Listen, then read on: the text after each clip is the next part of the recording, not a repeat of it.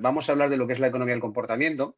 Hemos querido aquí poner también el logo de la Universidad de Barcelona porque entroncamos esta conferencia dentro de lo que es la acción que está haciendo la universidad poniendo en marcha el posgrado de Economía del Comportamiento. En primer lugar, he querido poner esta slide para solicitaros, para pediros perdón, para pediros disculpas a aquellas personas que podáis ya estar introducidos en lo que es la economía del comportamiento. Las primeras slides van a estar dirigidas a hacer esa introducción. Probablemente algunos de vosotros ya hayáis leído, ya hayáis trabajado algo, pero es posible que otras personas de los asistentes no lo hayan hecho y por lo tanto pues nos ha parecido importante al menos los primeros minutos hacer una pequeña introducción de qué es la economía del comportamiento. Y para entrar en lo que es la economía del comportamiento, primero hablar, si queréis, de un gran profesor, Richard Thaler. Richard Thaler ya ha sido premio Nobel de Economía hace pocos años, en el 2017. Y Richard Thaler nos incorpora una idea, un concepto muy interesante que es la racionalidad limitada. Richard Thaler es economista desde finales del siglo pasado y durante las primeras décadas de este siglo ha estado trabajando con psicólogos, de tal manera que ya a finales del siglo pasado un grupo de economistas empezó a trabajar esta idea de que la racionalidad de las personas es limitada y por lo tanto la teoría clásica de la economía requería pues una reflexión, una revisión. Fijaros que la teoría clásica nos habla de que las personas buscamos siempre de una manera lógica y razonada y con todo el sentido común buscamos maximizar la utilidad esperada. Además, también la teoría clásica considera que las personas somos bastante aptos para lo que es la comprensión de probabilidades y para lo que es todo el manejo numérico. Que de esa manera somos capaces de valorar con una lógica y con una razonabilidad completa todas las alternativas que se nos presentan para precisamente tomar decisiones en función de esa utilidad esperada y que las personas somos unos modelos de tomar decisiones que no tenemos otra sujeción que la lógica y que la temporalidad o que las emociones o las pasiones no nos afectan en esa toma de decisiones. Frente a estas posiciones de la teoría clásica económica, Richard Thaler, conjuntamente con otros estudiosos, pero él fue el principal, digamos, el principal referente, Richard Thaler nos dice que no somos así, que no tenemos esa racionalidad, digamos, lógica, que somos humanos y que como humanos tomamos decisiones y no siempre son las decisiones más adecuadas, no siempre son las decisiones con esa maximización de la utilidad, que como humanos que somos, no es que tengamos culpa en equivocarnos, sino que la modelización que han hecho los economistas como un ente absolutamente lógico no es tal.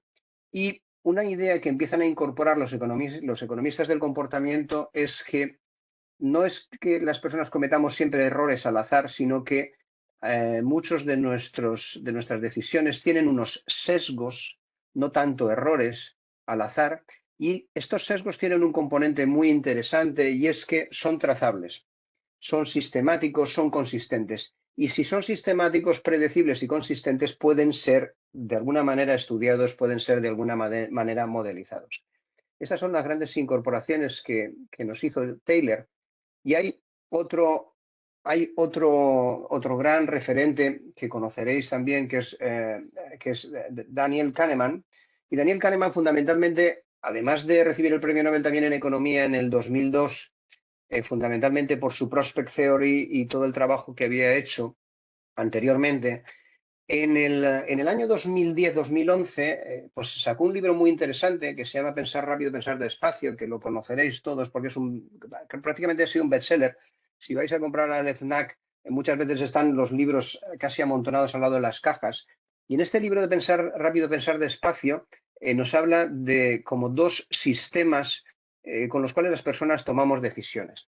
El primer sistema, que es el 1, que es el que se mueve por la heurística, es un sistema automatizado, que las decisiones que toma son intuitivas, son muy rápidas.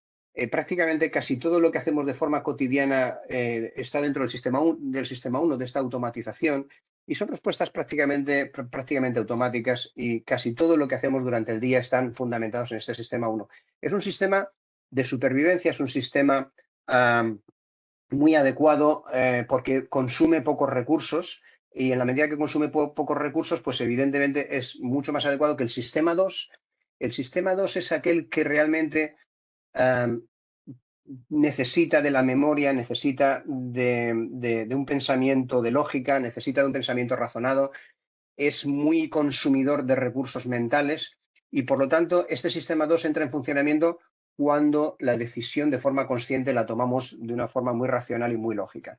Este sistema 2 no está funcionando de forma constante a lo largo del día, sino que es el sistema 1, y el sistema 2 entra a funcionar cuando el sistema 1 o tiene un error que nos sitúa en una situación compleja, o en un momento dado pues es requerido para tomar una decisión muy importante. El sistema 2 es muy consumidor de recursos, por eso poner atención en castellano le llamamos prestar atención, y por ejemplo en inglés se le llama pay attention. Es decir, la atención es un recurso limitado, y por lo tanto lo utilizamos en contadas ocasiones cuando es absolutamente imprescindible. Para que nos hagamos una idea muy rápida de lo que es el sistema 1 y el sistema 2, el sistema 1 vendría a ser como cuando, por ejemplo, vamos a casa con el coche, y ese recorrido lo hacemos todos los días, y nos ocurre casi siempre que cuando llegamos a casa no somos conscientes del recorrido que hemos hecho, y de repente nos encontramos en la puerta del parking. Eso sería porque hemos estado conduciendo con el sistema 1. El sistema 2, con el mismo ejemplo, sería si en un momento dado, en mi recorrido habitual, me encuentro unas obras, tengo que tomar otro recorrido, no, por supuesto no llevo GPS, y entonces tengo que empezar a tirar de mi memoria espacial, de cuáles son las calles, qué sentidos tienen, etcétera, etcétera. Como sois conscientes, esa forma diferente de venir a casa por otro recorrido va a necesitar de una atención muy importante por mi parte. Ese sería el sistema 2 frente al sistema 1.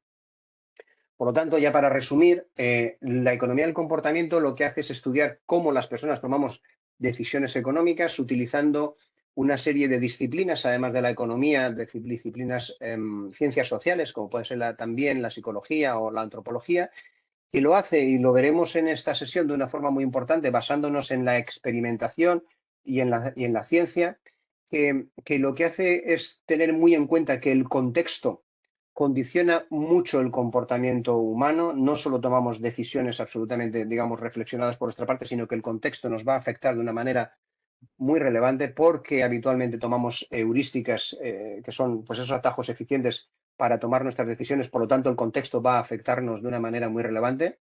Que prácticamente casi todas las decisiones que tomamos durante el día no son conscientes. Aquí he puesto el 99%, evidentemente es un dato que no conozco, pero un porcentaje elevadísimo de nuestras decisiones no son conscientes, son decisiones que en último momento son emocionales. Siempre se ha dicho que la razón es la que nos pone delante, digamos, todas las posibles decisiones, y la emoción es la que toma la decisión última de una de esas decisiones posibles para tomar la acción.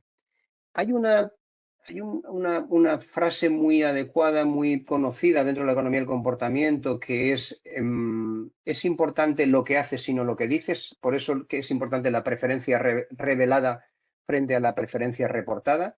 Es por eso que hay muchas encuestas en las cuales a los clientes, a las personas se nos pregunta, pero ahí es donde entra la preferencia reportada. Por lo tanto, lo que decimos frente a la valoración que hace la economía del comportamiento en lo que hacemos, no tanto en lo que decimos.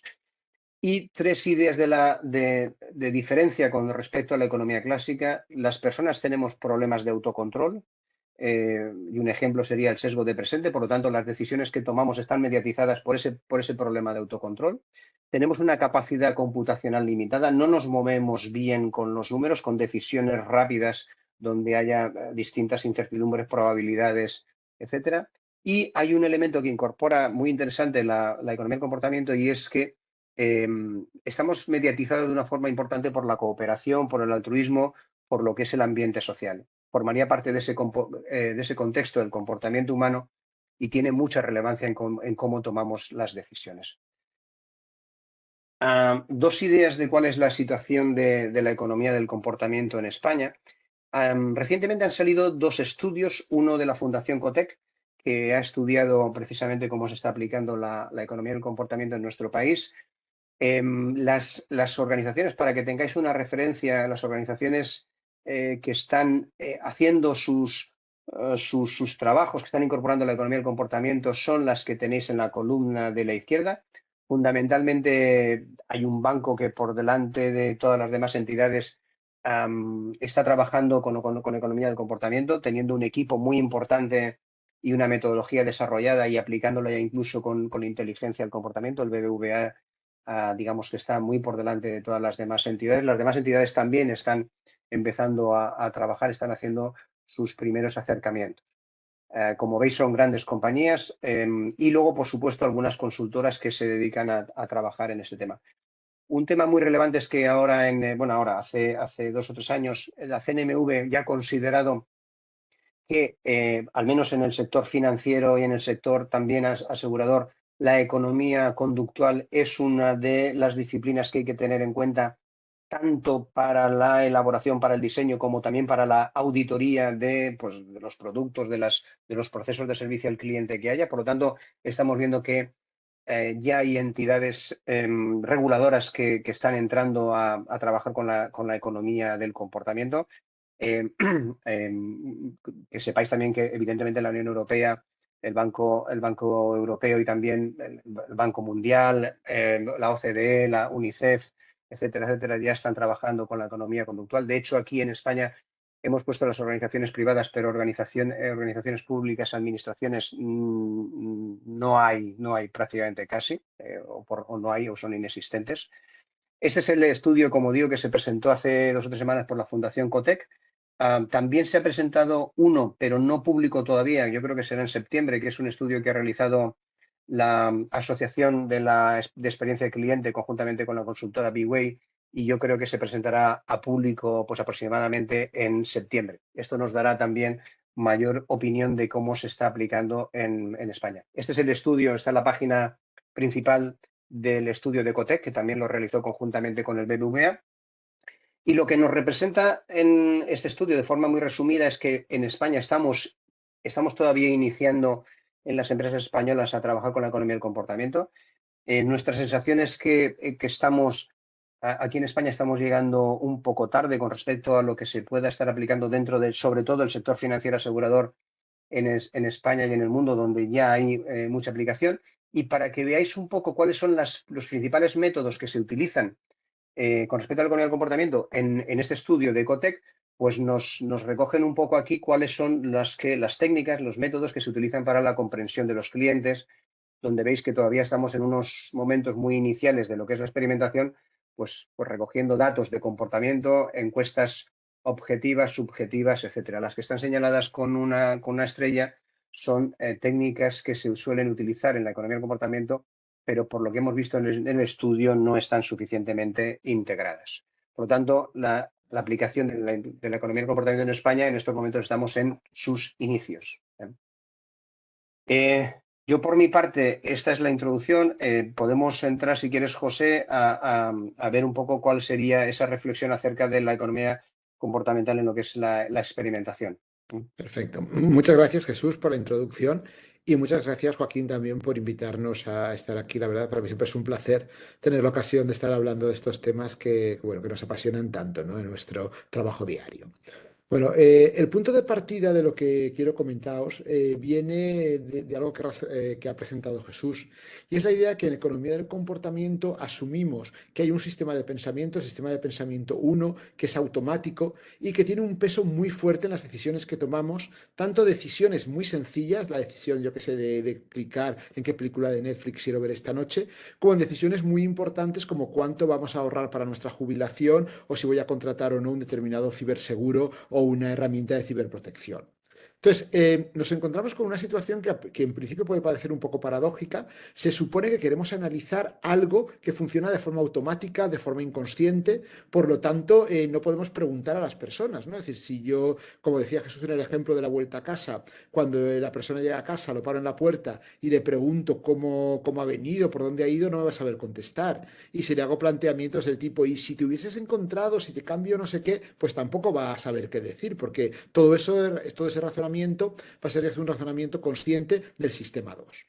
Entonces, una de las claves de la economía conductual es que no podemos confiar exclusivamente, también las utilizamos, por supuesto, pero no podemos confiar exclusivamente en lo que son los métodos convencionales, entrevistas de casos hipotéticos, entrevistas en profundidad. Tenemos que pasar a otra forma de trabajar, que es lo que llamamos los experimentos económicos conductuales, que a mí me gusta nombrar en inglés, no por hacerme el pedante ni por decirlo en inglés, sino porque es un acrónimo muy bonito, ¿no? El de Behavioral Economic Experiment, el de BEE, el de la abeja, que nos puede servir un poco de guía de lo que estamos haciendo.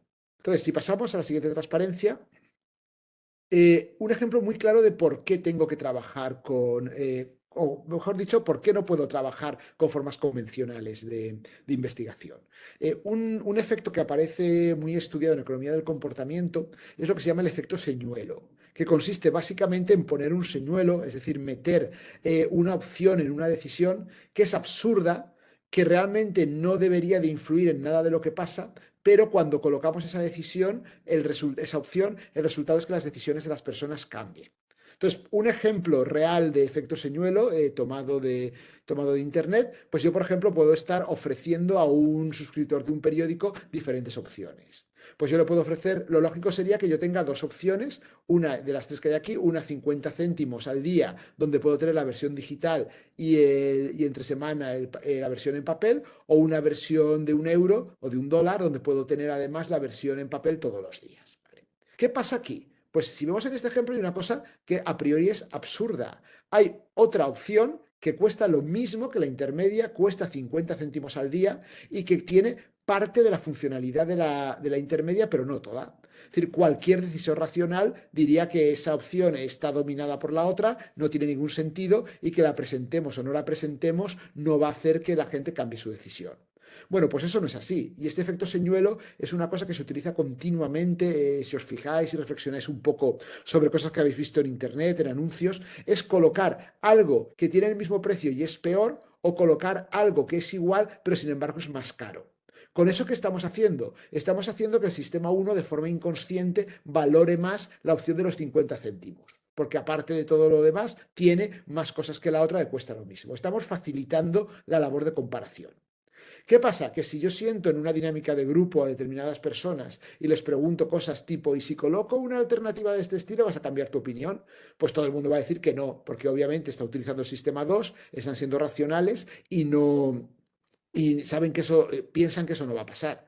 Sin embargo, si yo hago esto en la realidad, voy a observar que se produce ese cambio de comportamiento y que puedo de alguna forma dirigir, influenciar el comportamiento de las personas de unas opciones a otras. ¿De acuerdo? Entonces, eso es lo que llamamos una intervención de economía conductual, el efecto señuelo, y si pasamos la transparencia, vemos que no puedo explorarla realmente con entrevistas. Necesito otro tipo de herramienta, que son los experimentos económicos, que estas herramientas no son herramientas de exploración, ¿de acuerdo? No me sirven para hacer análisis de qué pasaría si, etcétera. Son herramientas que lo que hacen es partir de conocimiento previo que tenemos en economía del comportamiento y van a ver si en una determinada situación real determinadas cosas que la economía del comportamiento dice que van a pasar, pasan realmente y sobre todo, eso es lo más importante, con qué intensidad pasan.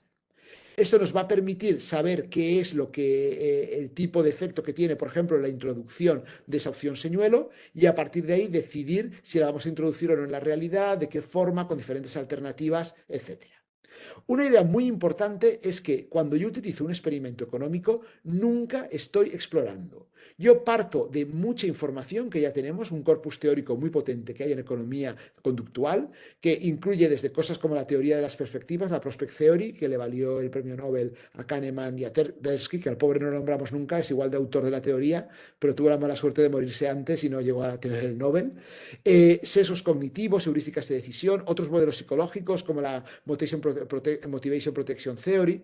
Tenemos un montón de elementos de partida. Entonces, si un experimento conductual no es una entrevista, no es tal, y se basa en teoría, ¿qué es? ¿Cómo podemos verlo? ¿Cómo podemos entenderlo con unos ejemplos? Vamos a verlo. Para entender lo que es un experimento conductual, tenemos que darnos cuenta que aparecen como 4 elementos fundamentales que lo diferencian de otras formas de investigación. En el fondo, el experimento conductual es la adaptación a economía conductual del experimento científico, del método científico de toda la vida, ¿no? Es decir, no es muy diferente lo que hacemos con un experimento conductual a lo que se hace con un experimento médico, con un ensayo clínico, antes de lanzar un nuevo medicamento. Entonces, ¿qué componentes tiene ese experimento? Pues bueno, voy a empezar por la del centro, decisiones. Es decir, la primera idea de un experimento es que yo no voy a preguntar a nadie qué haría, qué pasaría si te cambio esto, qué harías. No, voy a generar determinadas situaciones en un entorno controlado y voy a observar decisiones. ¿De acuerdo? No voy a preguntar qué harías, voy a observar qué haces. Para controlar realmente esa situación y para estar seguro de que al final los cambios en comportamiento vienen de la intervención que yo he hecho, en este caso introducir el efecto señuelo, lo que vamos a hacer es utilizar una herramienta básica en experimentación, que es la aleatorización. Vamos a asignar aleatoriamente los sujetos a diferentes tratamientos, diferentes intervenciones conductuales. Si la muestra es suficientemente grande, la aleatorización, por valor esperado, va a hacer que los diferentes efectos se compensen y al final lo único que sea diferente entre los distintos grupos va a ser la intervención conductual que estamos haciendo. Entonces, si tuviéramos aleatorización, estaríamos como en un ensayo clínico. Yo elijo al azar a qué pacientes les doy un medicamento a otro. En decisiones, observar decisiones, pues bueno, estaríamos un poco en un experimento psicológico. ¿Qué hace realmente diferente el experimento económico? Pues que las decisiones que toman los sujetos no son decisiones cualesquiera, son decisiones que tienen consecuencias sobre lo que ellos van a hacer. Es decir, dentro del experimento, ahora veremos ejemplos, al fin vamos a generar una serie de incentivos que se van a traducir normalmente en pagos, que va a hacer que dependiendo de las decisiones tomadas por un sujeto, de las decisiones tomadas por otros que interactúen con él, o de determinados eventos que puedan pasar en el entorno, pues por ejemplo que la tasa de inflación sea más alta o más baja, ¿no? A partir de todo eso, al final del experimento, el sujeto va a salir con un incentivo económico, con un valor que va a depender de todo esto. Por lo tanto, ya podemos entender que la fuerza de un buen diseño de un experimento económico va a estar en que estos incentivos artificiales que vamos a introducir estén alineados con lo que pasa en el mundo real, ¿no? Es lo que se llama la validez ecológica del experimento. Y por último, cualquier experimento económico tiene unas restricciones éticas muy importantes que son más fuertes, por ejemplo, que algunos experimentos psicológicos. Por ejemplo, en psicología se puede mentir a los sujetos, ¿no? En psicología, si yo estoy haciendo un experimento con un sujeto de ciberseguridad y le digo que un determinado protección reduce la probabilidad de un ataque en tal cantidad, luego no puedo generar otro tipo de distribuciones para calcular si ha tenido o no ha tenido un ataque. O si estoy viendo cómo dos sujetos interactúan entre sí, haciendo una oferta, aceptándola y rechazándola, no puedo decirle a un sujeto que la oferta ha venido de otro sujeto si es mentira y me la he inventado yo para que el experimento funcione. Por entonces tenemos una serie de restricciones. Vamos a aterrizarlo un poco porque me parece que estoy hablando demasiado abstractamente. Entonces vamos a intentar aterrizarlo.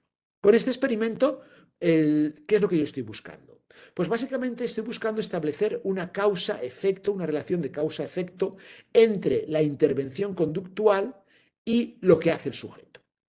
Entonces, ¿qué tipo de variables tenemos? ¿Qué tipo de elementos tenemos para trabajar con ellos? Pues básicamente tenemos 2 variables de entrada, que son las que producen el cambio de comportamiento. Esas 2 variables, 2 tipos de variables pueden ser de 2 tipos. Pueden ser los factores que yo controlo. En el ejemplo de antes sería colocar o no colocar esa tercera opción señuelo con el mismo precio y más barata, con lo cual tendría 2 factores, 2 tratamientos diferentes. Y luego una serie de variables de control, pues pueden ser la edad del sujeto, el sexo, su aversión al riesgo, unas cosas que yo no puedo manipular. Están presentes y tengo que controlar, pero no puedo manipular. A partir de esto, yo voy a observar cómo el comportamiento del sujeto cambia. Y para eso voy a tener 2 tipos de medidas. Unas medidas que llamamos conductuales, que básicamente es observación de comportamiento puro y duro, y luego lo que llamamos medidas autodeclaradas, que sería el equivalente de un cuestionario habitual, ¿no? Es decir, yo por supuesto al sujeto también le puedo preguntar cosas que muchas veces si no me sirven para definir qué va a pasar o prever qué va a pasar, me pueden ayudar a entender y matizar qué es lo que está sucediendo. Si pasamos a la siguiente transparencia, podemos ver un ejemplo de cómo estas cosas funcionan. Este es un ejemplo tomado de un trabajo real que hicimos para la Comisión Europea. Era un proyecto para trabajar sobre el mercado de ciberseguro. ¿De acuerdo? Es decir, la Comisión Europea en un momento dado está muy interesada en promover el ciberseguro como un mecanismo realmente de reparto para generar un mercado de riesgo de ciberataques, pero tiene miedo de algunos elementos conductuales. Por ejemplo, no es muy fácil de entender, sabemos qué pasa con todos los seguros, tiene un miedo que se produzcan problemas de riesgo moral, ¿no? Es decir, o problemas de selección adversa, básicamente de riesgo moral, ¿no? Es decir, si yo contrato el ciberseguro, igual me comporto con menos tranquilidad o invierto menos en ciberseguridad y por lo tanto soy más vulnerable y eso tiene consecuencias individuales para mí y lo que también le preocupa mucho a la Comisión Europea, pueden de alguna forma comprometer lo que sería toda la seguridad del mercado único, de la sociedad única digital. Entonces, lo que hicimos fue un experimento, y vamos a gastarlo como ejemplo, para ver cómo funciona esto. Entonces, ¿cuál es la idea? La idea es, vamos a sacar las cosas de la realidad y vamos a llevarlas a un entorno virtual gamificado, un entorno online.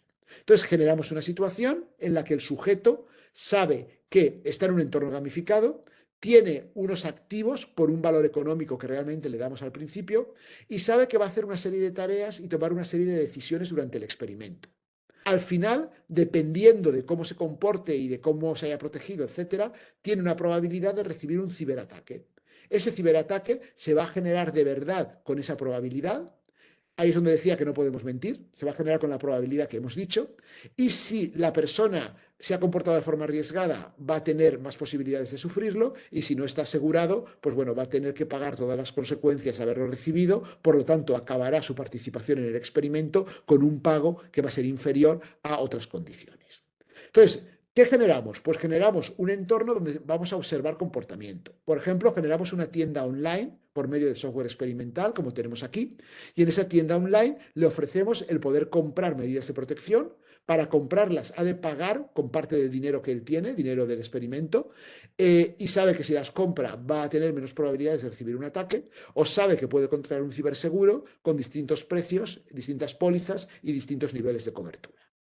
Si pasamos a la siguiente transparencia, podemos ver otro ejemplo de medida conductual incluida en el experimento. Al sujeto le decimos que tiene que registrarse siempre dentro de este entorno en un congreso sobre ciberseguridad. Entonces, pues el sujeto va a rellenar unas cosas, va a generar unas claves, va a dar una información que no es obligatoria y es privada, con lo cual podemos observar de verdad qué es lo que está haciendo, qué claves está generando, qué nivel de seguridad tienen, etc.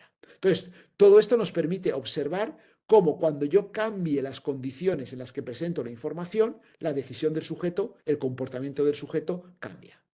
Si pasamos a la siguiente, es un ejemplo también de nuevo de cómo podemos utilizar tanto medidas conductuales como no conductuales. Pues bueno, yo puedo utilizar test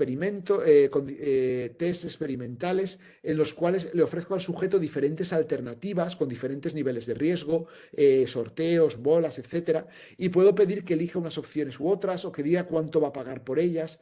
Con eso yo observo de verdad el sujeto cómo toma decisiones bajo incertidumbre y utilizando los modelos de economía conductual puedo estimar, por ejemplo, cuál sería su nivel de riesgo y utilizar su nivel de riesgo para hacer predicciones o para poder comparar cuál sería de verdad la opción que más le interesa y si la compra o no la compra. De nuevo, eso sería un enfoque experimental, un enfoque basado en observación de comportamiento. Pero también puedo incluir lo que tenemos en la columna de al lado, preguntas directas de autodeclaración, en la cual yo le pregunte en determinados contextos, pues bueno, qué predisposición tendría a adoptar determinados niveles de riesgo, etcétera, ¿no? Yo creo que ese es un buen ejemplo para ver la diferencia entre el enfoque experimental, yo planteo decisiones reales en riesgo, el sujeto las toma y luego yo las ejecuto y de eso depende su pago, o simplemente pregunto qué es lo que va a pasar. Si pasamos a la siguiente transparencia, lo importante, como hemos dicho antes, y de nuevo es una idea de otro premio Nobel, ¿no? De Bernard Smith, premio Nobel también de Economía en 2002 con Kahneman, que introdujo muchas de las ideas del experimento económico. Lo importante es que para que todo esto funcione, hemos de generar un valor inducido.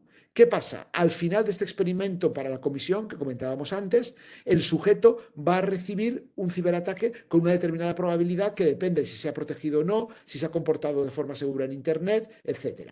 Si recibe el ciberataque, entonces el coste que tiene para recibirlo, el dinero que le vamos a quitar de su dotación inicial, va a ser diferente si no está asegurado o si tiene diferentes niveles de cobertura de seguro. Con esto, lo importante en el diseño es conseguir que alineemos este valor inducido con los incentivos que tiene la persona en la realidad. No voy a entrar en detalles técnicos, pero desde el trabajo de Vernon Smith y con otros muchos trabajos posteriormente, una cosa que se observa es que no hace falta irnos a grandes incentivos económicos. Con introducir el concepto de incentivo económico, de que el pago es variable y que la decisión tiene consecuencias, ya alineamos muchísimo a la persona con lo que pasa en el mundo real. Yo creo que tal vez lo mejor para entender cómo funciona esto y para qué hacemos esto es un caso de uso, también sacado de una investigación nuestra. Podía presentar otros resultados, pero la mayoría están hechos para empresas, con lo cual son privados y no se pueden presentar. Aquí es un proyecto de investigación, con lo cual pues podemos comentarlo, ¿no? Entonces, es un estudio que hicimos a raíz del sistema de etiquetado financiero que introdujo el Ministerio de Economía y Competitividad en el año 15, ¿no? Es el famoso semáforo o código numérico que introducimos para indicar cuál es el nivel de riesgo de un determinado producto. No lo sabemos, no hemos hablado con ellos, pero entendemos que es un tipo de intervención conductual basada en framing de información, que el objetivo que tenía era que las personas distinguieran más el nivel de riesgo de las diferentes opciones a las que se enfrentaban y que pudieran evitar opciones de riesgo demasiado alto, como habían caído en alguna toma de decisiones financieras personas con baja cultura financiera anteriormente. Bueno, ¿cómo podemos analizar el impacto que tiene esto con un experimento económico? Vamos a verlo, vamos a ver un ejemplo. Para hacerlo vamos a utilizar una cosa que llamamos loterías. Las loterías son como las drosofilas en genética. Es el caso más sencillo de toma de decisión con riesgo que una persona puede hacer. ¿Qué es una lotería? Pues aquí lo tenemos. Es una situación en la cual a la persona le ofrecemos un juego en el cual con una probabilidad del 75% se lleva 0 euros y con una probabilidad del 25% se lleva 100 euros. Y le preguntamos algo muy sencillo, esa persona tiene una cantidad de dinero en su bolsillo y le decimos, vale, ¿cuánto dinero estarías dispuesto a pagar por comprar esta lotería?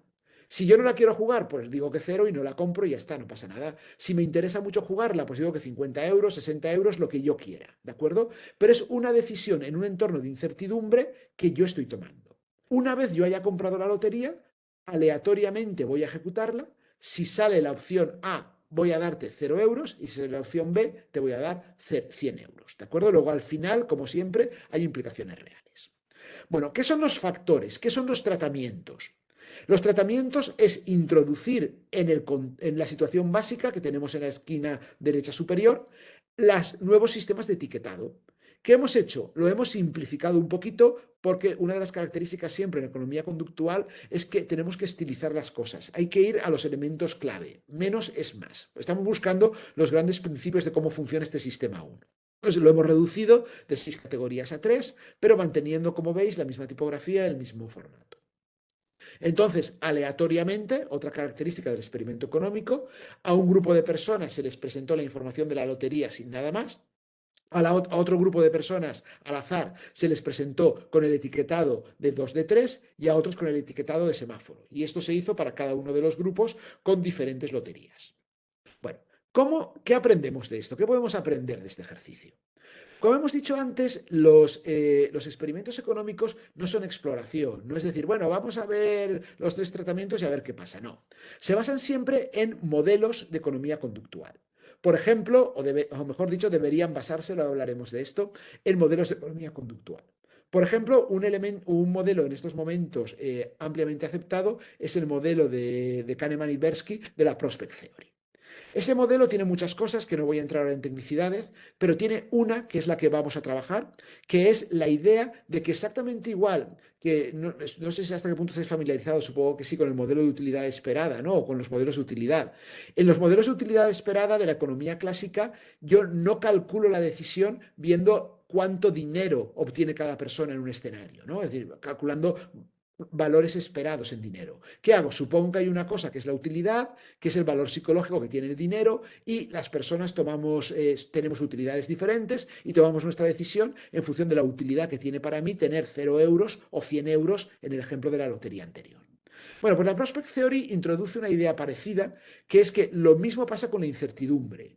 A la hora de calcular cosas, yo no utilizo la incertidumbre, sino que utilizo una transformación que me da el valor psicológico que tiene la incertidumbre. Por ejemplo, la teoría predice que en valores relativamente intermedios, probabilidades de 0,20, 0,30, 0,40, que algo tenga una probabilidad de 0,25, de 0,35, apenas cambia mi decisión. ¿Por qué? Porque aunque la probabilidad es diferente y el riesgo es diferente, el peso de decisión, como se llama en esta teoría, el valor que yo utilizo para la decisión, es muy parecido. De esta forma, la Prospect Theory define que hay una transformación, lo que se llama la función de peso, que va a tener una forma de S invertida, muy plana en el centro y con mucha pendiente en los extremos. Yo he estimado esta función de pesos decenas de veces, igual ya he pasado de las 100 en mi vida, y siempre, salvo en un caso, incluso utilizando modelos de estimación no paramétricos que no presuponen la forma de la función, siempre obtenemos la forma desinvertida. Solo en un caso no la obtuve y es porque era un estudio que se hacía con emprendedores y lo que se obtuvo fue la forma que tenía cuando se supone que hay muchísimo optimismo. Bueno, no quiero enrollarme más con esto. El caso es que, ¿qué vamos a hacer? Vamos a utilizar econometría, vamos a utilizar métodos cuantitativos para, a partir de los resultados del experimento, calibrar cómo es esta curva en los 3 tratamientos que estamos trabajando. Estos resultados, si pasamos a la página siguiente, es lo que tenemos aquí. En el panel grande de la derecha tenemos lo que sería la estimación con el caso control, cuando no enseñamos ninguna etiqueta, cuando enseñamos la etiqueta con colores o la etiqueta con números. Sin entrar de nuevo en tecnicidades, pero simplemente una interpretación muy sencilla. ¿Qué podemos ver? Que la línea continua del control está muy cerca de la diagonal, ¿vale? Aunque tiene forma de S invertida, hay una distorsión relativamente pequeña de lo que sería el nivel real de incertidumbre. Pero la introducción del etiquetado en ambos formatos aplana mucho más la curva. Es decir, las personas toman decisiones y sin distinguir tanto los niveles de riesgo de los productos cuando metemos el etiquetado a cómo las tomaban antes de introducir el etiquetado. Es decir, el etiquetado aplana y reduce y limita la percepción y la discriminación de los niveles de riesgo en la toma de decisión. ¿Qué es esto? Es el resultado probablemente opuesto al que se tenía en cabeza cuando se diseñó la intervención.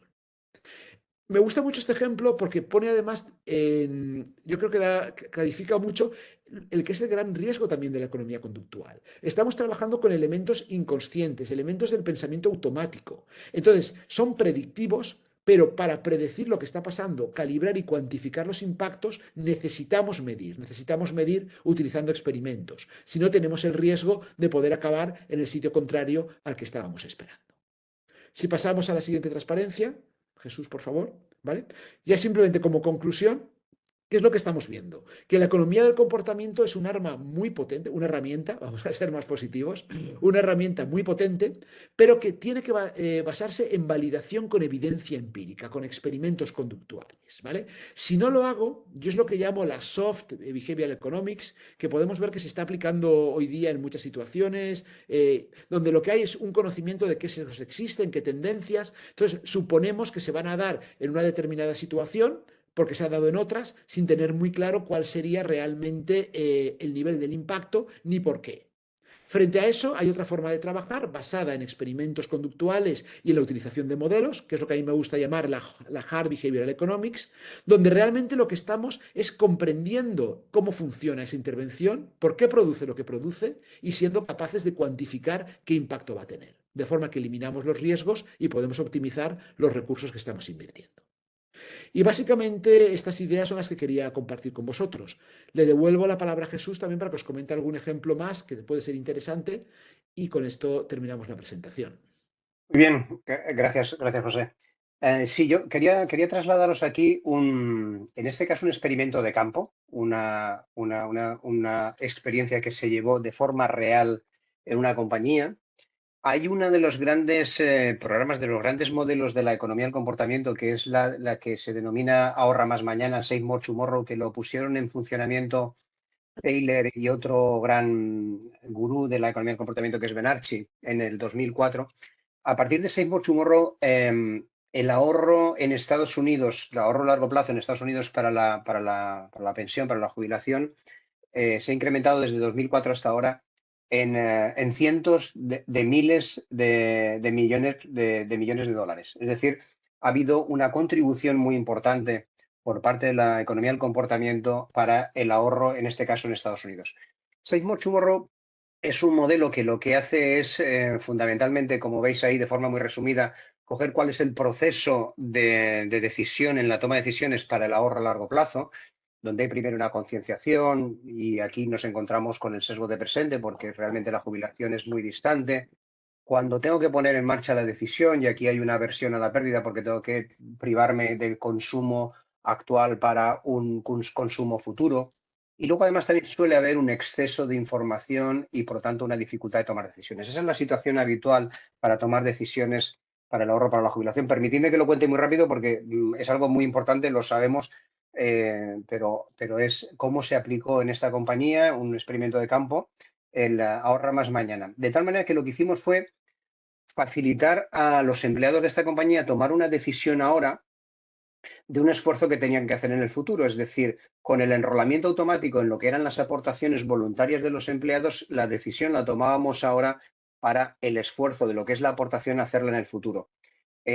Con esto lo que hacíamos era proponer a los empleados que en la siguiente revisión salarial una parte porcentual X sería aportada a su plan de pensiones como una aportación voluntaria suya. Esto nos generaba que el tomar ahora una decisión de un esfuerzo en el futuro nos es relativamente fácil para los humanos. La inercia trabaja a favor de ese ahorro porque luego cambiar mi decisión pues va a necesitar precisamente de una reflexión, de tener que solicitar esa reversión, etcétera. Y además también vinculábamos que esa cantidad de ahorro de aportación voluntaria se incrementaba también de forma automática en el futuro. Por lo tanto, estábamos utilizando ahí una serie de nudges para facilitar el ahorro a largo plazo en este plan de pensiones, como digo, de empleo. No entro en mucho detalle, pero tenemos datos muy relevantes. Hicimos un seguimiento de 2 años, de tal manera que tanto en el primer año como en el segundo año, las personas que decidieron salirse de ese ahorro automático, pues el primer año estuvo en el 15% y en el segundo año estuvo en el 22%, por lo tanto, en torno al 80% de las personas con ese enrolamiento automático en las aportaciones voluntarias continuaron en el 80% haciendo esas aportaciones. El resultado, el incremento de ahorro fue muy significativo. Tenemos ahí esa columna de incremento donde estamos viendo pues, incrementos pues por encima del 100%. Y también podemos confirmar que algo que se inició en un año continuaba funcionando en el año siguiente. Por lo tanto, es algo que las personas mantenemos a lo largo del tiempo. Es un ejemplo muy claro, como digo, de aplicación de un experimento de campo, por lo tanto, una situación real, con datos reales de una compañía en lo que es la aplicación de la economía del comportamiento para facilitar el ahorro a largo plazo. Esto, si queréis, aquí tenéis, digamos, los artículos de publicación de esta información para aquellos que tengáis interés en poderle pegar un vistazo de detalle. Y ya por nuestra parte, pues muchas gracias por vuestra atención. Y estamos pues a vuestra disposición en los siguientes minutos para las preguntas que pueda haber.